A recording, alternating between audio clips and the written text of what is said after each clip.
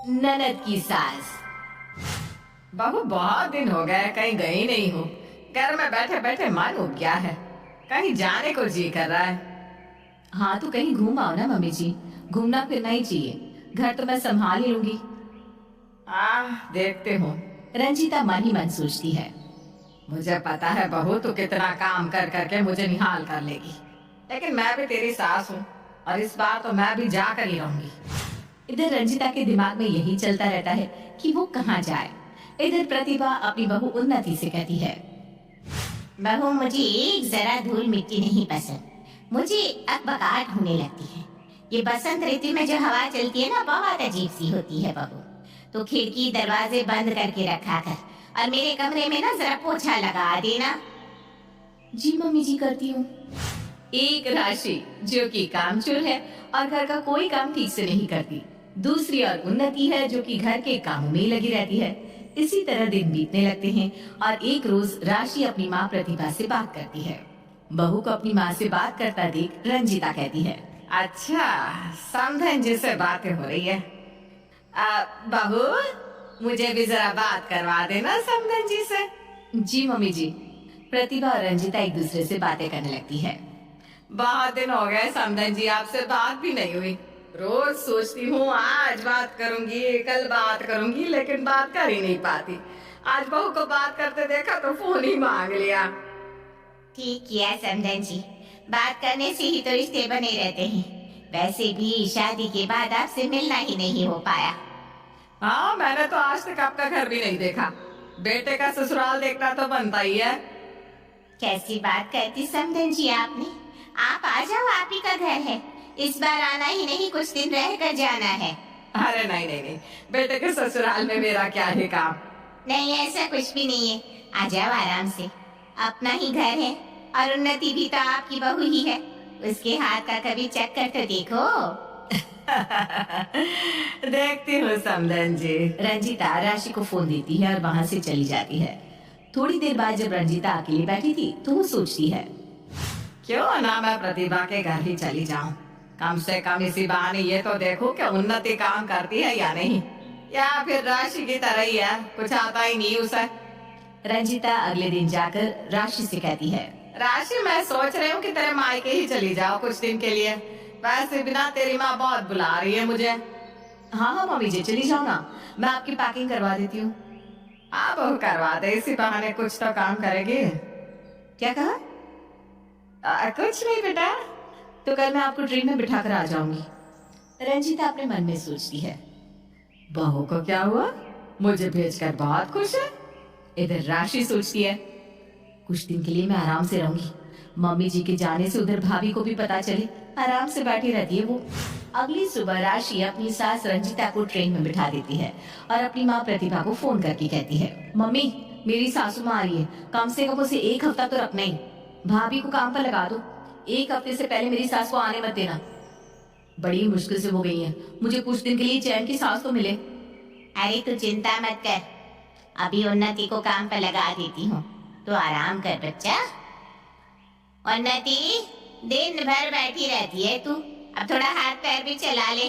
पूरे घर की साफ सफाई कर दे और सारे पर्दे बदल देना, सारी खिड़कियों को पोंछ ले, सब कमरे में चादर और तकिया की खोली बदल दे और सोफे कवर भी बदल ले। शाम तक समधन जी आ जाएंगी, बहुत काम बाकी है अभी। समधन जी आ रही है? ठीक है मम्मी, मैं सब कर दूंगी। दीदी की सास को शिकायत का एक भी मौका नहीं दूंगी। उन्नति बेचारी अपने काम पर लग जाती है। वो जल्दी जल्दी पूरे घर के जाले उतारती है, पूरे घर के पर्दे चादर सब बदलती है और एक कमरा रंजीता के लिए तैयार कर देती है। ये सब करके उन्नति बहुत थक जाती है। बहुत थक गई हूँ, थोड़ा लेट जाती हूँ, कमर भी अकड़ गई है। उन्नति 10 मिनट लेटती है। जैसे ही उन्नति लेटती है वैसे ही प्रतिभा उसके कमरे में जाकर कहती है, ये क्या सोने का वक्त है बहू, तुझे तो बस मौका चाहिए, जा देखो लेट जाओ। मम्मी जी मेरी कमर में बहुत दर्द हो रहा है, मुझसे काम नहीं हो पाएगा, 10 मिनट तो आराम करना ही होगा। इतने से काम नहीं थकते, हमने तो जैसे कभी काम किया ही नहीं। मैं तो सुबह 5 बजे से घर के कामों में लग जाती थी, एक पैर पर खड़ी रहती थी।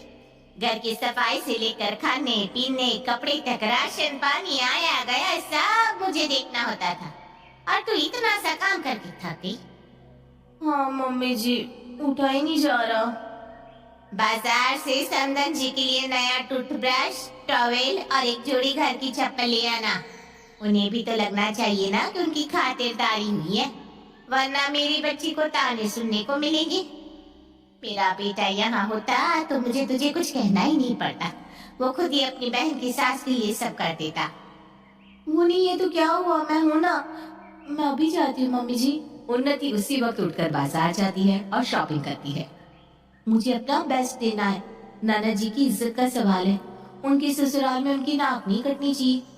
विशाल को भी बहुत बुरा लगेगा अगर ऐसा कुछ हो गया तो।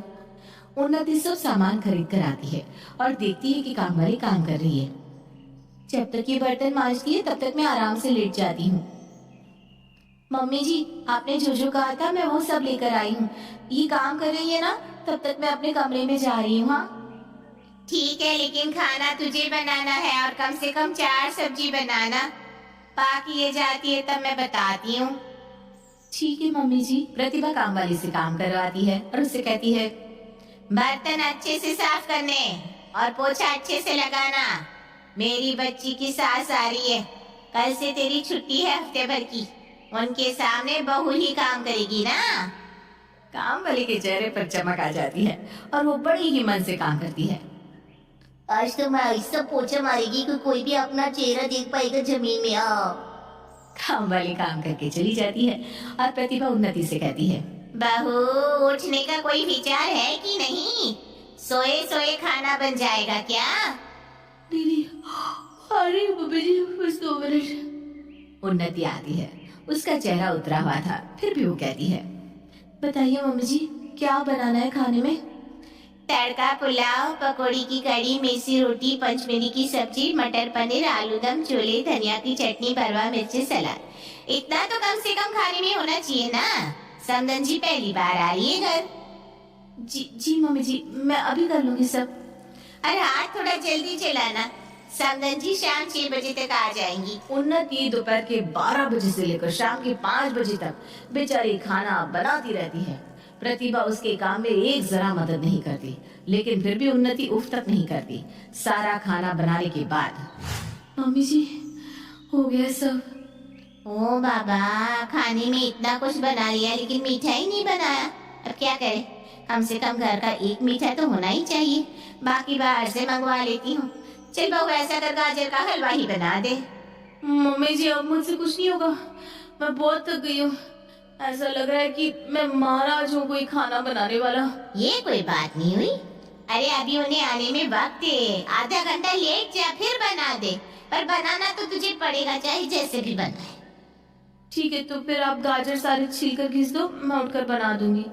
मैं और गाजर छीलूंगी? अरे मैं उस सास में से नहीं हूँ जो बहू बैठी रहे और मैं काम करूँ। मैं काम करने वाली सास में से हूँ ही नहीं। आधे घंटे बाद खुद ही उठकर सब कर लेना। आई मुझसे काम करवाने वाली। उन्नति रोते हुए अपने कमरे में चली जाती है। इतना करने पर भी मुझे कोई जश्न नहीं मिलता। मेरी जिंदगी ही झंड है। किस्मत फूटी है जो इस घर में बहू बनकर आए। उन्नति रोते रोते सो जाती है। उधर प्रतिभा तैयार होकर समदन का इंतजार करती है और पड़ोस के एक लड़के को उन्हें स्टेशन लाने भेज देती है। इधर उन्नति जब उठती है तब 6 बज चुके थे। वो चौंक कर उठती है। गाजर का हलवा नहीं बना। मम्मी जी तो मुझे खा जाएगी, अब क्या करूं? 6 बज गए, मुझे पता ही नहीं चला। जब तक वो आकर मुंह हाथ धोएगी मैं गाजर का हलवा तैयार कर दूंगी। उन्नति फटाफट रसोई में जाकर गाजर का हलवा बनाने में लग जाती है। इधर रंजिता घर पहुंच जाती है और कहती है, खुशबू तो बहुत अच्छी आ रही है। बहू रानी लगता है रसोई में लगी है। आइए आइए समदन जी, आइए। आप बहू गाजर का हलवा बना रही है। अरे वाह, मेरा पसंदीदा। आपका कमरा तैयार है, आप नहा धो लीजिए। सफर में कोई दिक्कत तो नहीं हुई ना? अरे नहीं नहीं, बिल्कुल नहीं, मैं खुद ही घर आ जाती। आपने बेकार में ही कष्ट लिया उस लड़के को भेजने का। इसमें कष्ट की क्या बात है? आपकी सेवा का मौका कौन सा बार बार मिलता है, हैं? रंजीता अपने कमरे में चली जाती है और कमरा देखकर कहती है, कमरा तो बहुत अच्छे से सजा के रखा है समदन जी ने मेरे लिए। नहा कर खा लेती हूँ, भूख से जान जा रही मेरी। रंजीता नहा धोकर हॉल में आती है। उन्नति गर्मा गर्म चाय बना कर लाती है। आंटी जी पहले चाय पी लीजिए, फिर मैं खाना लगाती हूँ। अरे बहू, चाय के साथ नाश्ता भी लाओ। अरे नहीं नहीं समधन जी, मुझे चाय के साथ कुछ नहीं चाहिए। बस अब ना मैं सीधा खाना ही खाऊंगी, ट्रेन से बहुत थक गई हूँ। ठीक है आंटी जी, आप चाय पी लीजिए, फिर मैं खाना लगाती हूँ। रंजिता चाय पी लेती है, फिर उन्नति खाना लगाती है। इतने सारे व्यंजन देखकर रंजिता की आंखें बड़ी बड़ी हो जाती है। इतना सब कुछ मेरे लिए? अरे भाई, इतना सब कुछ करने की क्या जरूरत थी? ये सब किसने बनाया? ये सब उन्नति ने बनाया है, आप खा के तो देखिए। रंजिता जैसे ही खाती है, खाना तो लाजवाब है, खाकर मन खुश हो गया। बहू, तेरे हाथ में तो जादू है, जादू। खाकर पेट भर गया लेकिन मन नहीं। अरे बहू, इतना सब कुछ तुमने बनाया कैसे? बना लिया समधन जी, मेरी बहू काम करने में ना माहिर है। वो तो हमेशा से ही इतना खाना बनाती आई है। तब तो बहुत अच्छा है समधन जी, ऐसी बहू ना भाग से मिलती है। और नती, सच में बहुत स्वाद खाना बना है। रंजिता 1100 रुपए निकाल कर उन्नति को देती है। ये रख बहू। ये क्या आंटी जी? नहीं नहीं नहीं, ये मैं नहीं ले सकती। अरे बहू, ये तेरी पहली रसोई का नेक है। मैंने तेरे हाथ का पहली बार खाना खाया है ना, ये तो तेरा हक बनता है। रख ले बेटा। थैंक यू आंटी जी। उन्नति नेक का पैसा रख लेती है। प्रतिभा और रंजिता बहुत देर तक बातें करती रहती हैं। रात को उन्नति दोनों को दूध देकर रसोई का सारा काम करके अपने कमरे में चली जाती है। रात को रंजिता अपने कमरे में सोने जाती है और खुद से कहती है, एक उन्नति है और एक मेरी बहू। जब से मैं आई हूँ तब से वो रसोई में बेचारी लगी पड़ी है। सुबह से लगकर इतना खाना बनाया। राशि तो जब देखो बैठी रहती है, और उससे कुछ काम बोलो और रो लो। अगली सुबह उन्नति सबसे पहले उठकर घर के सारे काम कर लेती है और प्रतिभा के उठते ही दोनों समधनों को चाय देती है। मम्मी जी, नाश्ते में क्या बनाऊं, आप ही बता दो। बहू तो उपमा बना ले, हल्का भी रहेगा। कल बहुत भारी हो गया था खाना। ठीक है मम्मी जी, आप दोनों चाय पीकर नहा धो लीजिए, तब तक मैं नाश्ता तैयार कर देती हूँ। उन्नति रसोई में चली जाती है। बहू, एक छोटी सी छोटी चीज भी आपसे बिना पूछे नहीं करती। ये सच में बहुत बड़ी बात है समधन जी। सो तो है, इस घर में एक पत्ता भी मेरी मर्जी के बिना नहीं हिलता। ऊपर से बहू ही सारे काम करती है, काम वाली भी नहीं रखती हूँ मैं। आपकी बहू तो आपकी बहुत सेवा करती है, हाथ में ही सब कुछ पकड़ाती है। बहुत किस्मत वाली हैं आप। किस्मत वाली तो हूँ ही। इसी तरह दिन बीतने लगते हैं। उन्नति अपनी सास के साथ साथ रंजिता की भी खूब सेवा करती है। एक हफ्ते बाद रंजिता कहती है, समधन जी, अब चलती हूँ मैं, मुझे आज्ञा दीजिए, बहुत दिन हो गए हैं। थोड़े दिन और रुक जाती तो अच्छा रहता। अरे नहीं, अब मैं जाऊंगी अपने घर। ठीक है, जैसा आप कहें। उन्नति आपको ट्रेन में बिठाएगी। उन्नति रंजिता को ट्रेन में बिठा देती है और अगली सुबह रंजिता पहुंच जाती है अपने घर। सास को इतने दिनों के बाद देखकर राशि कहती है, मम्मी जी, कैसा रहा आपका ट्रिप? ट्रिप तो बहुत अच्छा था। अच्छा हुआ मैं तेरे घर गई, वरना मुझे तो बहुत कुछ पता ही नहीं चलता। चल, मेरे लिए चाय बना कर ला, और हाँ, अच्छे से बनाना, मैं नहा धोकर आती हूँ। रंजिता की बोली में इतना कड़कपन देखकर राशि कहती है, ये मम्मी जी को क्या हो गया? अचानक से इनकी बोली इतनी बदल कैसे गई? इधर रंजिता नहाते नहाते खुद से कहती है, बहू को मैंने ही इतनी ढील दे रखी है, अब इसकी माँ की तरह मुझे भी हुकूमत करनी होगी, तब जाकर ये लाइन पर आएगी। रंजिता नहा धोकर आती है और चाय पीने के बाद, बहू, नाश्ते में पुलाव बना देना। पुलाव? पर मम्मी जी, मैं पुलाव नहीं खाती। नहीं खाती क्या होता है? नहीं खाती हूँ तो खाने लगो। इस घर में वही बनेगा या वही होगा जो मैं कहूँगी।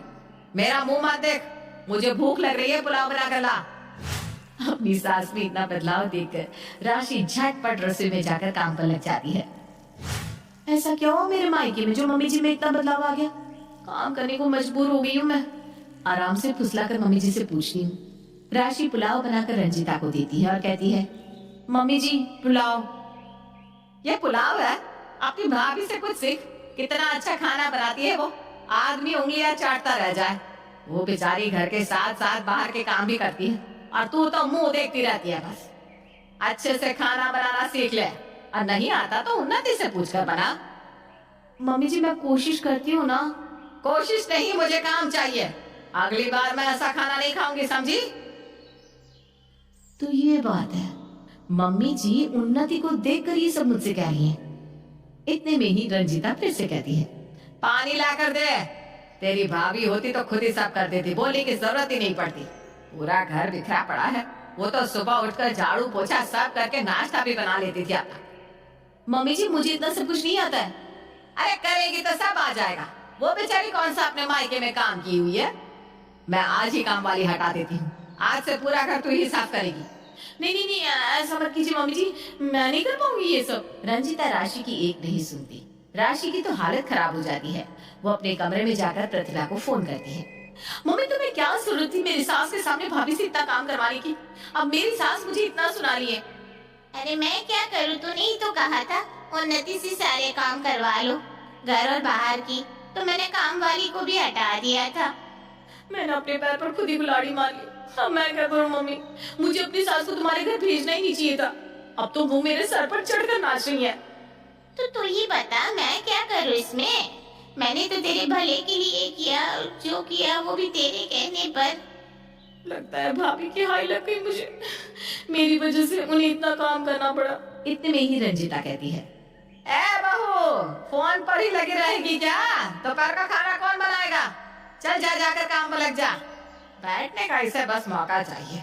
और वो उन्नति है, जब देखो काम करती रहती है, एक मिनट बेचारी नहीं बैठती। काश मुझे वैसी बहू मिलती। ऐसे सब कहते हैं जो मिले उसे अपने हिसाब से बना लेना चाहिए। अब मैं भी ना तुझे अपने सांचे में डाल लूंगी। रंजीता की बात सुनकर राशि कहती है, सब सच ही कहते हैं, जैसी करनी वैसी भरनी। मैंने भाभी से काम करवाया, अभी मुझे उसकी भरपाई करनी पड़ेगी, वो भी दुगनी। अब हर वक्त रंजीता राशि को ताने देती रहती और उससे सारा घर का काम करवाती रहती। यहाँ तक कि रंजीता राशि से अपने पैर भी दबाने लगती है।